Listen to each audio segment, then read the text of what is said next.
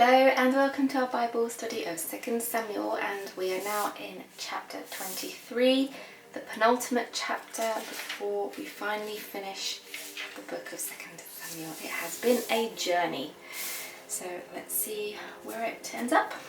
Okay, now these be the last words of David. Coming to the end now.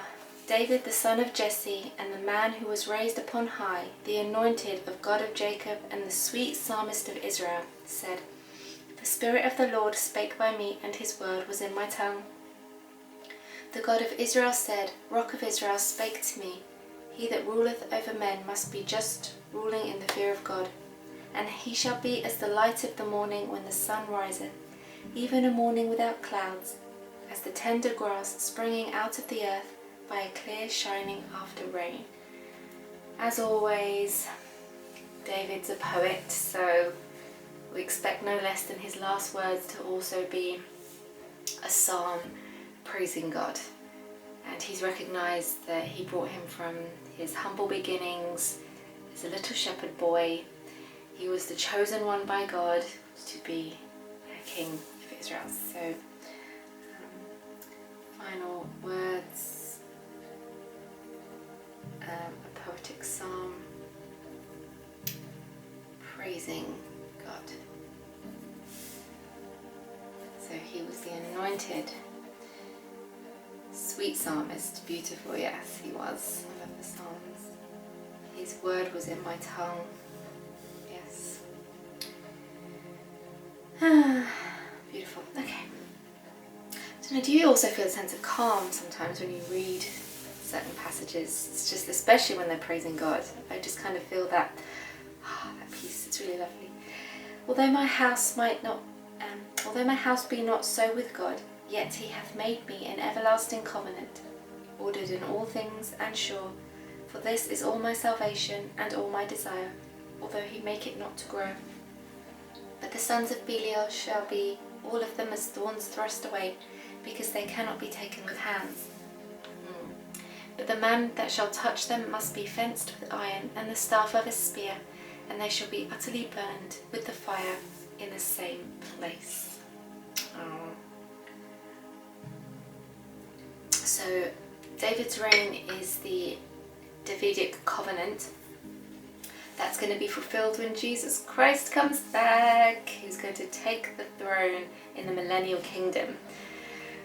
Cannot wait for that. That's going to be so exciting. So what we have to do as well is what David's done here, where he expressed his complete confidence that God is going to see this through, this covenant through of Jesus taking the throne. Jesus taking the throne. Finally, when he comes back for the millennial kingdom.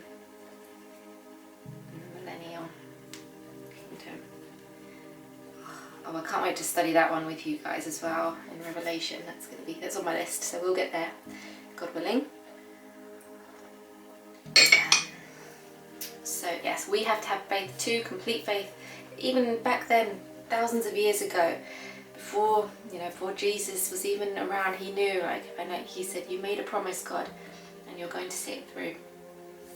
And then he contrasts it with the wicked being like thorns. That are useless, and only good for the fire of God's judgment. So it compares this to useless thorns,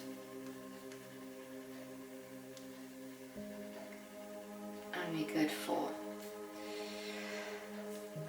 fire of God's judgment.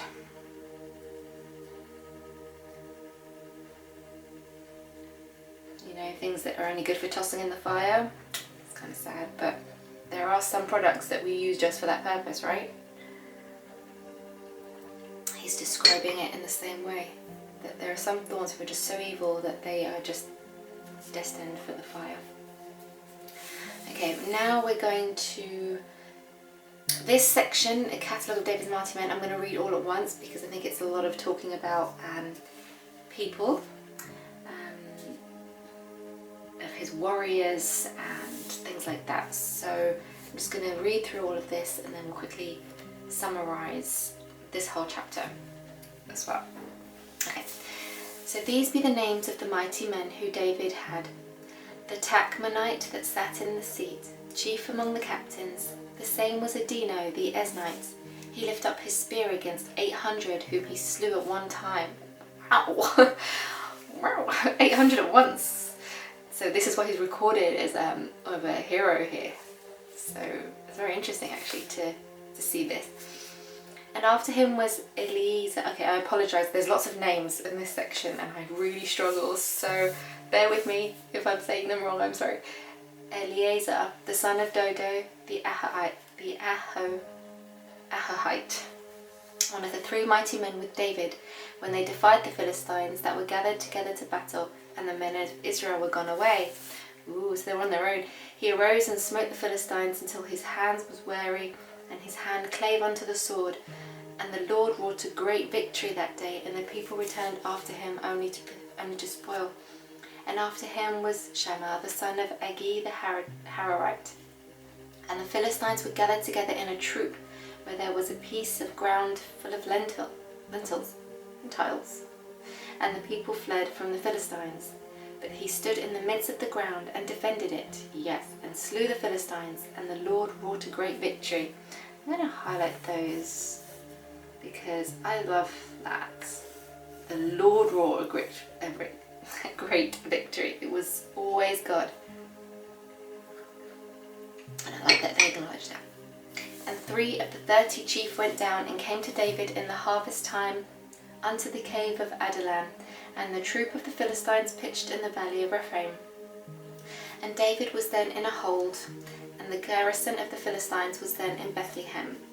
And David longed and said, Oh, that one would give me drink of the water of the well of Bethlehem, which is by the gate. And the 3 mighty men brake through the host of the Philistines, and drew water out of the well of Bethlehem that was by the gate, and took it, and brought it to David. Nevertheless he would not drink thereof, but poured it out unto the Lord. Beautiful. And he said, Be it far from me, O Lord, that I should do this. Is not this the blood of men that went in jeopardy of their lives? Very respectful. Therefore he would not drink it. These things did these 3 mighty men. And Abishai, the brother of Joab, the son of Zeruiah, was chief among 3. And he lifted up his spear against 300 and slew them, and had the name among 3. Was he not most honourable of 3? Therefore he was their captain. Howbeit he attained not unto the first 3. And Benaiah, the son of Jehoiada, the son of a valiant man of Casbeel, who had done many acts, he slew 2 lion-like men of Moab. He went down also and slew a lion in the midst of a pit in time of snow. Wow, it's like a movie, isn't it? And he slew an Egyptian, a goodly man. And the Egyptian had a spear in his hand, but he went down to him with a staff, and plucked the spear out the Egyptian's hand, and slew him with his own spear. These things did Benaiah, the son of Jehoiada, and had the name among 3 mighty men. He was more honourable than the 30, but he attained not to the first 3, and David sent him over his guard. Asahel, the brother of Joab, was one of the 30, Elhanan, the son of Dodo of Bethlehem, Shammah the Haradite, Elika the Haradite, Helez the Palatite, Ira the son of Ikesh the Tekoite, Abisa the Anethothite, Mebuniah the Hushathite, Zalman the Ahahite, Marahai the Netophathite, Heleb the son of Bana a Netophathite, Ittai the son of Ribiah out of Gibeah of the children of Benjamin, Benaiah the Pirathonite, Hiddai of the books of Gash, Abialbon the Arbathite, Asmapheth the Barhumite, Eliba the Shalbonite of the sons of Jashan, Jonathan, Shammah the Hararite, Ahiam the son of Sherah the Hararite. Bear with me, you're doing well if you're still here. Eliphalet the son of Ahasbai, the son of Machathite, Eliam the son of Ahithophel, the Gileonite. This is really stressful. Hezrai the Carmelite, Parai the Arbite, Igal the son of Nathan of Zobah, Bani the Gadite, Zelek the Ammonite, Naharai the Beerothite, armor bearer to Joab the son of Zeruiah, Ira an Ithrite, Gareb an Ithrite, Uriah the Hittite, 30 and 7 in all. Okay, right, I'm just gonna little break. Oh, those names, challenging. Okay, right, so these stories that we just read about here are true stories, and it's kind of reviewing things that have happened under David's rule. Now what's interesting that my commentary points out here is that among all the names, Joab is not included, unless they're referring to his brothers. So they said Abishai, the brother of Joab. I think that's an interesting but not surprising observation. Joab not mentioned.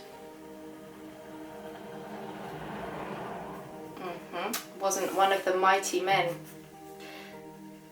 And it is interesting because while Joab was actually a great warrior and he did command David's army for the majority of his reign, however, as we know, he was very violent, brutal, killed his own men many times if they got in his way. Although it says here, on the other hand, it could be because of his position as commander, meaning he was over these men.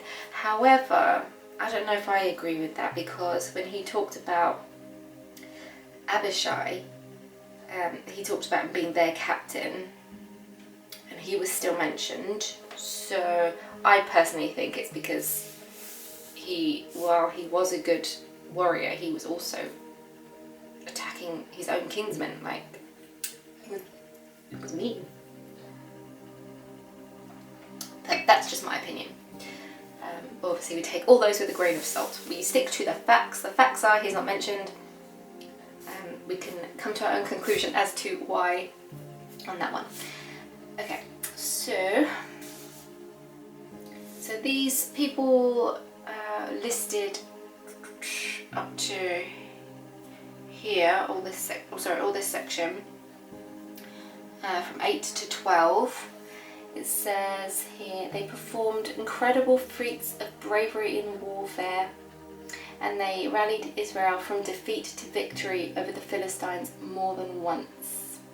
30 leading warriors who acted with bravery and devotion to David.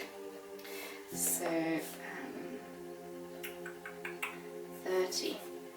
So many brought victory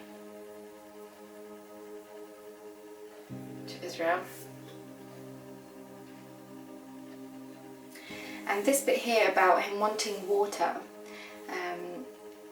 I think it's interesting here. So it says he didn't think that his men would take this comment literally, where he said in verse 15, "Oh, if only I could drink from the water of Bethlehem." Didn't think they'd take it literally. And apparently what he meant, he was just being nostalgic.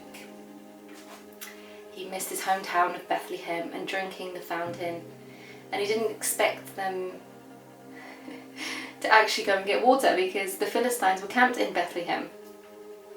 But they did! Bless their hearts! They risked their lives to draw water from the well. The mighty men break through the host of the Philistines. They risked their lives. I mean, gosh, doesn't that just show how devoted they were to David? Sorry, I'm saying one thing and writing another. That was very stressful. Okay, so they risked their lives to get water for David that he didn't even want. He was just being nostalgic. But the man just says, "I want water from Bethlehem." Not that I want water in general. Water from Bethlehem. So like, right, I'm going to go risk my life to get him that water. I mean, that you only do things like that when you're really, really devoted to and want someone to have everything, right? That's true love, isn't it? Doing everything you can to give that person what they want. Beautiful. But David was struck by his conscience over the risk they took. He felt so bad. David felt awful. He didn't mean them to do that, and he didn't drink it. I understand the sentiment, but like, if you've gone all that way to risk your life, you're like, at least drink the water. Anyway. But David, good man. David felt awful, and he poured the water, but he did it for the Lord. So poured it for God to have it. So poured it for God. So that's never a bad thing to do if you're giving to the Lord. Okay, who else do we have here? So we've got Benaiah is mentioned. He was another of David's warriors. Here you are, Benaiah. And he is famous for going down into a pit during a snowstorm and killing a lion. And so he put him in charge of his bodyguard. And then, okay, so that's good. So he famous for slewing a lion in the snow. How funny that I used the word slew.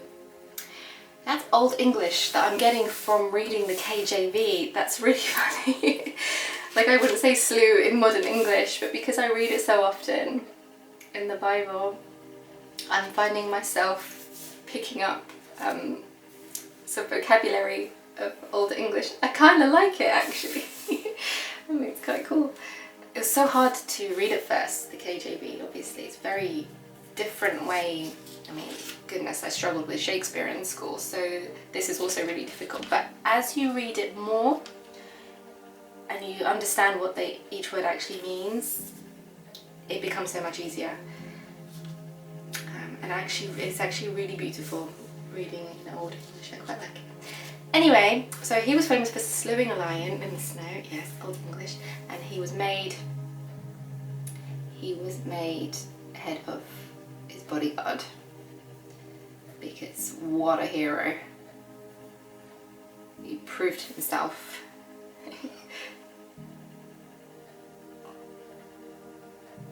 Okay, and the rest of the chapter is listing David's 30 of his elite warriors. Ooh, interesting. So they've pointed out here, I do remember reading that this list included Uriah. Okay, so Uriah was Bathsheba's husband, who actually ended up getting killed so David could have her. That was back in his like awful sin days. And you know, this, including him in there, is a really, really respectful thing to do. And it shows the power that sin can have on someone's life. Even someone like David, who was incredibly dedicated to the Lord. Uriah wasn't just a great soldier, he was one of David's best men. Now, here's the irony. While he, being one of his best soldiers, did cost Uriah his life, ultimately his death was very shameful for David. Oh, Bathsheba's husband.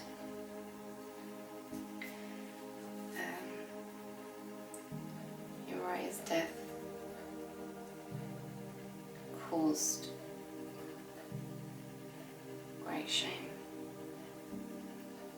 Uriah did not deserve that, and I think it's important that he was mentioned, and he was the last name mentioned as well. So, what did I say earlier? I said something about sin. The power that sin has, the consequences of sin.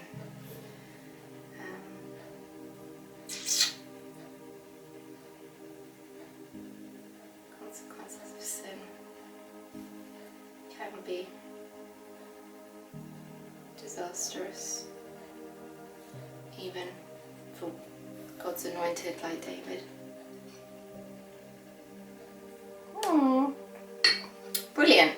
so there we go. We're coming close to the end of David's life, it looks like. I've got one chapter to go. Or mixed feelings. Do you get that, where you're like, I'm so happy we've come to the end of the chapter, but I'm so sad that we're coming to the end of the chapter. Okay, so if you have any thoughts on this section and chapter 23, please do leave them in the comments below. I love your comments, and I love knowing, because it makes me know that you're watching, because otherwise you just see random numbers and you don't know if anyone's actually watching, or it's a weird one on YouTube. So yeah, if you are following along, please do comment so I know that you're following. It really does help, and you don't have to leave a takeaway if you don't have one. Just knowing that you're there is it means a lot to me. So thank you so much for joining me, if you have joined me today, and I will speak to you tomorrow for chapter 24, the final one of 2 Samuel. Okay, have a lovely day, and I'll speak to you then. Bye!